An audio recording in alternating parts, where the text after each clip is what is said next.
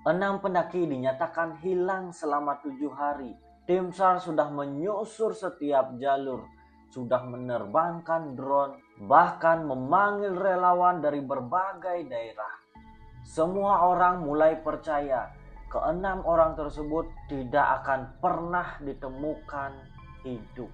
Namun tepat pukul 2:17 dini hari, radio HT di pos base camp tiba-tiba berbunyi sendiri.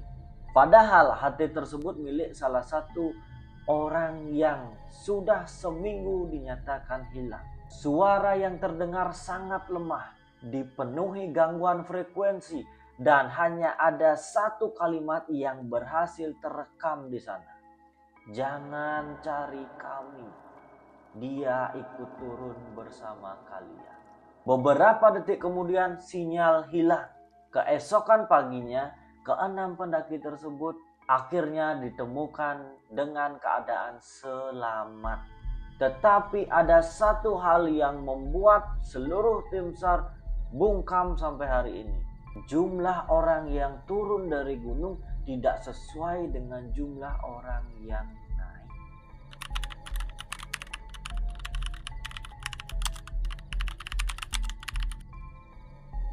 Oke, selamat datang di kisah mistis. Ya teman-teman, jadi hari ini kita akan bercerita kembali, dan cerita kali ini datang dari salah satu seorang relawan. Tentu saja relawan ini namanya adalah Arka. Jadi Arka ini sudah melanglang buana menjadi relawan, baik itu pendakian gunung dan lain sebagainya. Dan yang diceritakan Arka ini adalah momen dimana ketika Arka menjadi seorang relawan untuk mencari 6 mahasiswa yang hilang di salah satu gunung yang berada di Pulau Jawa. Dan kata Raka, sampai saat ini Raka tidak bisa melupakan suara HT yang terdengar saat itu. Karena di hari itu Raka dan kawan-kawan semuanya, tim SAR dan juga relawan, tidak hanya menemukan ke-6 orang yang hilang tersebut, namun mungkin membawa seseorang yang tidak pernah tercatat sebagai pendaki maupun sebagai tim SAR dan relawan. Cerita bermula ketika 6 mahasiswa tersebut memulai pendakian. Cuaca waktu itu lumayan cerah, dan ke-6 mahasiswa tersebut memulai pendakian pada Jumat pagi waktu itu. Mereka sudah melapor ke base camp, logistik lengkap, peralatannya lengkap. Bahkan mereka berenam sempat mengunggah foto bersama ketika akan memulai pendakian. Target mereka berenam sederhana, naik sampai puncak, berkemah 1 malam, dan esok paginya langsung turun dan pulang.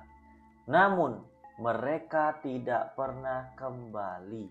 Hari pertama pengelola base camp mengira mereka hanya terlambat. Hari kedua, nomor mereka mulai tidak bisa dihubungi. Sudah beberapa kali dihubungi, namun yang terdengar adalah nomor tersebut tidak aktif. Hari ketiga, ke-6 keluarga dari mahasiswa tersebut mulai berdatang, dan operasi pencarian resmi dimulai di hari itu. Raka bergabung dengan relawan itu di hari keempat, kata Raka. Relawan tersebut dibagi menjadi 4 regu katanya. Ada yang menyusur jalur utama, ada yang menyusur ke hutan, dan lain sebagainya. Selama 3 hari pencarian tidak ada hasil, nihil. Tidak ada jejak, tidak ada tenda, tidak ada sampah. Seolah-olah ke-6 orang tersebut hilang begitu saja. Yang paling aneh, beberapa pendaki yang turun mendengar suara minta tolong. Tetapi ketika dicari, di titik suara tersebut tidak ada orang. Suara itu berpindah-pindah katanya. Kadang dari arah timur, lalu beberapa menit kemudian berubah menjadi arah barat. Dan pendaki yang turun pun menganggap suara itu hanyalah suara gema. Sampai hari ke-7, ke-6 mahasiswa tersebut belum ditemukan dan belum ada tanda-tanda. Hari ke-7 hujan waktu itu cukup deras. Kabut menutupi seluruh area lereng gunung waktu itu, dan posko dipenuhi relawan yang kelelahan. Sebagian mencoba tidur dan sebagiannya lagi masih mencoba untuk mendatangi peta jalur pendakian. Dan waktu itu Raka sedang membuat kopi. Ketika itu HT di meja operator berbunyi. Dan operator langsung sigap mengambil HT tersebut dan berkata, "Pos base camp silakan." Tidak ada jawaban. Hanya suara. Semua orang menoleh waktu itu. Suara itu terdengar lagi. Lalu seseorang bicara pelan. Seperti menahan sakit. "Jangan cari kami." Operator waktu itu sigap menekan tombol rekam. Ruangan tersebut mendadak sunyi. Dan suara tersebut kembali lagi. "Dia ikut turun bersama kalian." HT kembali dipenuhi suara desis waktu itu. Lalu kemudian HT pun tiba-tiba mati kembali. Operator pun memeriksa layar. Nomor identitas pemancar pun muncul di sana. Semua orang pun saling memandang satu sama lain waktu itu. Karena identitas pemancar tersebut milik salah satu mahasiswa dari 6 rombongan yang masih belum ditemukan waktu itu.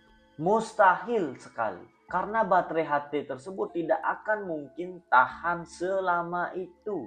Dan mereka pun di sana semuanya kebingungan. Dan Komandan SAR waktu itu pun langsung berdiri dengan tegas, "Besok pagi kita akan menyusuri titik koordinat terakhir." Tidak ada yang banyak bicara malam itu. Dan Raka pun hanya duduk terdiam sambil memandangi HT yang sudah terdiam waktu itu. Entah kenapa, kata Raka merasakan ada sesuatu yang sedang memperingati mereka. Bukan untuk diselamatkan, tetapi memperingati. Dan esoknya pukul 5 pagi, mereka pun mulai bergerak. Kabut sangat tebal dan udaranya waktu itu sangat dingin. Hingga napas mereka pun mengepul seperti asap. Sekitar 3 jam mendaki, salah satu anggota regu depan pun tiba-tiba berteriak, "Pak, ada jejak kaki." Dan mereka pun semua di sana, seluruh tim SAR dan relawan bergerak menuju ke sana. Dan benar saja, terlihat ada jejak kaki di sana. Dan jejak kaki tersebut masih cukup jelas di tanah yang basah. Tetapi anehnya waktu itu, jejak tersebut hanya 6 pasang. Padahal logikanya, jika tim penyelamat sudah lebih dulu menyusuri jalan tersebut, seharusnya jejak tersebut sudah mulai bercampur. Dan mereka pun mengikuti arah jejak tersebut. Semakin jauh, hutan tersebut semakin sunyi. Bahkan suara burung pun tidak ada waktu itu. Dan itu anehnya. Dan tiba-tiba anggota paling depan pun berhenti. Wajahnya pucat sekali. Tangannya menunjuk ke depan di arah kabut. Dan terlihat 6 orang di sana membelakangi mereka semua. Mereka diam, tidak bergerak sama sekali. Seolah sedang menunggu komandan kami berteriak, kata Raka. "Jangan lari, kami dari SAR." Perlahan, salah satu dari mereka pun menoleh. Dan saat itu juga, bulu kuduk Raka ini berdiri seketika. Ketika perlahan, salah satu dari ke-6 pendaki tersebut menoleh secara pelan. Dan Raka pun langsung mengenali wajah tersebut adalah Arga. Ketua rombongan dari 6 mahasiswa yang naik gunung waktu itu. Dan yang fotonya terpampang di seluruh pos-pos dan area-area di sekitar. Wajahnya pucat, bibirnya pecah-pecah, matanya merah. Namun di sana tatapannya kosong, seolah-olah dia menatap ke arah mereka, para pencarinya. Tapi tidak menyadari keberadaan para tim SAR dan relawan yang ada di sana. "Arga!" Komandan SAR berteriak waktu itu. "Kami datang menjemput kalian." Namun tidak ada satupun orang dari ke-6 tersebut yang menjawab. Mereka semua terdiam begitu saja. Lalu perlahan Arga mengangkat tangannya, memberi isyarat agar seluruh relawan dan tim SAR mengikuti Arga. Dan tanpa berpikir panjang, semua tim SAR dan relawan yang ada di sana pun mengikuti Arga. Dan anehnya waktu itu, semakin mereka dekat, kabutnya semakin tebal. Jarak mereka katanya tinggal 15 meter. Kemudian menjadi 10 meter dan semakin dekat menjadi 5 meter. Dan akhirnya keenam orang tersebut pun hilang secara tiba-tiba. Kabut pun sudah mulai terbuka waktu itu dan tidak ada siapa-siapa. Yang ada di depan seluruh tim SAR dan relawan hanyalah jurang yang dalamnya sedalam lebih dari 10 meter.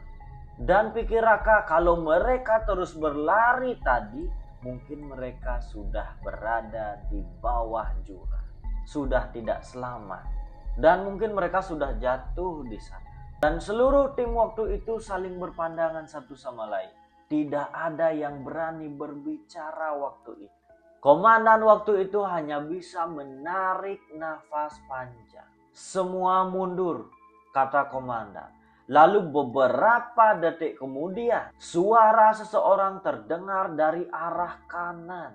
Sini. Suara tersebut sangat lemah sekali. Dan mereka semua pun langsung menoleh ke arah suara tersebut. Di balik semak-semak terlihat tenda yang sudah robek.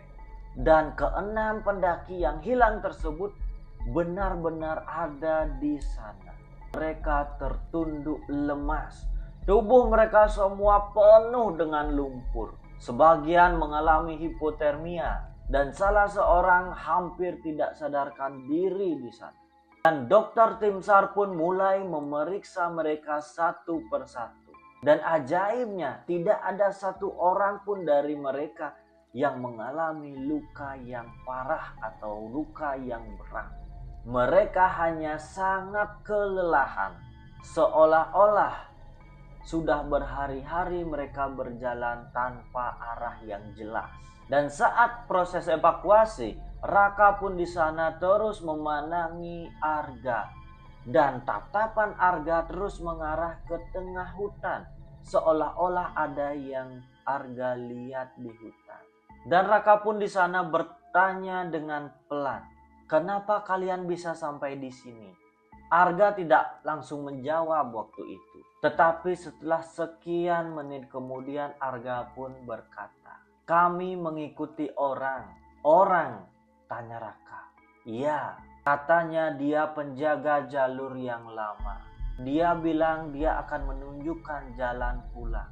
Dan Raka pun ketika mendengar jawaban dari Arga, dia pun merinding lalu bertanya, "Seperti apa orangnya?" Arga pun menggeleng ketika ditanya tersebut. "Setiap kali kami ingin melihat wajahnya, kabut tebal pasti datang untuk menyelimuti wajah," kata Arga. Perjalanan turun berlangsung lambat karena kondisi mereka semua sudah sangat lemas waktu itu. Dan waktu itu mereka semua pun membentuk barisan. Ada 2 relawan di posisi di depan, kemudian diikuti dengan keenam orang yang hilang tersebut, dan sisanya lagi para tim relawan dan SAR mengikuti dari belakang. Tidak ada satupun orang yang berbicara waktu itu. Semuanya fokus pada jalur keluar dari hutan. Sekitar 1 jam kemudian, Raka mulai merasakan ada hal yang aneh. Ada hal yang janggal di sana. Langkah kaki di belakangnya terdengar lebih banyak dari yang seharusnya. Awalnya Raka di sana tidak begitu memperhatikan. Tetapi irama langkah tersebut tidak sesuai. Harusnya ada 13 di sana. Tetapi Raka merasakan lebih daripada itu. Dan Raka pun sempat berhenti di sana. Dan ketika Raka berhenti, semua rombongan di belakangnya ikut berhenti. Lalu Raka sesekali menoleh ke belakang. Namun tidak ada orang yang selain rombongan di sana. Dan ketika itu Raka pun mulai menganggap itu hanya suara gema. Lalu beberapa menit kemudian kembali terdengar langkah tambahan tersebut. Dan Raka pun di sana mencoba untuk mendekati temannya yang bernama Budi. Ketika Raka bertanya kepada Budi, "Kamu mendengarnya?" Budi pun menjawab mengangguk pelan di sana. "Jangan bilang apa-apa," kata Budi. Wajahnya di sana menegang seketika. Lalu setelah 3 jam berjalan, mereka pun tiba di area yang sedikit sudah terbuka. Base camp sudah terlihat dari kejauhan. Semua orang menghela nafas lega di sana. Para keluarga yang sedang menunggu di sana langsung berlari untuk menyambutnya. Tangis pecah di sana. Keenam mahasiswa yang hilang sebelumnya sudah 7 hari ditemukan dalam keadaan hidup dan selamat. Semua orang bersyukur, namun pada saat proses pendataan selesai, petugas logistik tiba-tiba menghitung ulang. 1, 2, 3, 4, 5 dan seterusnya. 13.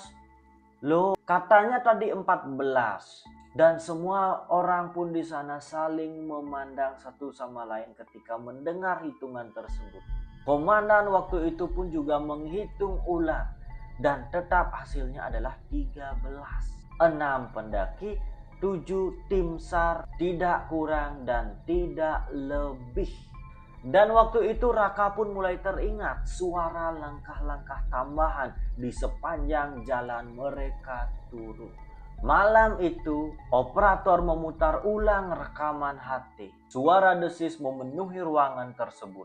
Lalu terdengar kalimat yang sebelumnya tidak mereka semua sadari karena tertutup oleh gangguan. Dengan volume yang diperbesar waktu itu, kalimat tersebut menjadi lebih jelas lagi. "Jangan cari kami." Beberapa detik hening. Kalau dia ikut turun, gangguan kembali terdengar. Kemudian suara tersebut mengucapkan kalimat terakhir, pelan namun sangat jelas. "Jangan pernah menoleh." Ruangan pun mendadak sunyi waktu itu. Operator menghentikan rekaman seketika dan tidak ada satu orang pun yang berani berbicara.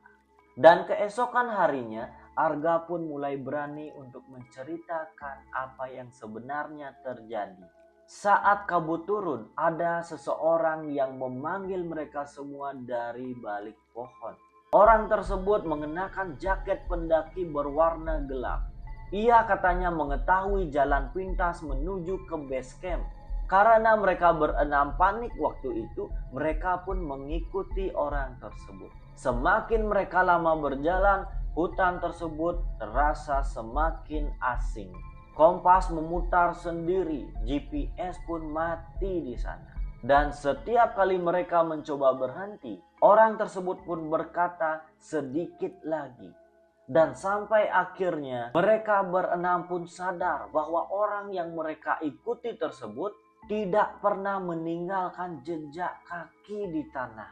Dan mereka berenam pun waktu itu berusaha untuk kabur dari sana. Tetapi hasilnya adalah mereka selalu kembali di titik yang sama. Seberapapun berusaha mereka lari lebih jauh, mereka terus kembali ke titik itu. Hingga akhirnya di malam ke-7 tersebut, mereka mendengar suara HT berbunyi sendiri. Padahal kata mereka, HT tersebut baterainya sudah habis dari 2 hari yang lalu. Suara dari HT itu berkata, "Diam di tempat, jangan ikut dia lagi." Lalu beberapa jam kemudian, tim pencari menemukan mereka. Sudah 3 tahun berlalu dan gunung tersebut masih dibuka untuk umum. Kasus 6 mahasiswa yang hilang pun juga sudah dianggap selesai waktu itu. Laporan resminya hanya menyebutkan bahwa penyebabnya hanyalah cuaca yang buruk. Tidak ada yang menulis satupun tentang HT. Tidak ada yang menulis tentang langkah kaki tambahan. Dan tidak ada yang menjelaskan bahwa ketika tim SAR membuka drone, selama beberapa detik di belakang barisan mereka terlihat sosok orang asing yang mengenakan jaket berwarna gelap, berjalan pelan mengikuti mereka semua turun dari gunung. Namun ketika kamera tersebut diperbesar, sosok tersebut tidak memiliki wajah. Dan sejak saat itu, kata Raka, setiap Raka ikut operasi pencarian di gunung, Raka selalu mengingat satu pesan dari komandan. Kalau saat kabut mulai turun ada seseorang yang menawari jalan pintas, jangan pernah ikut. Karena tidak semua orang ingin kita pulang. Dan itu kisah dari seorang relawan yang kita sebut namanya sebagai Raka. Dan jika teman-teman memiliki kisah ataupun cerita yang ingin kalian abadikan, bisa teman-teman kirimkan lewat email yang ada di kolom deskripsi. Dan sampai di sana cerita Raka dan ceritanya pun tamat sampai di sini.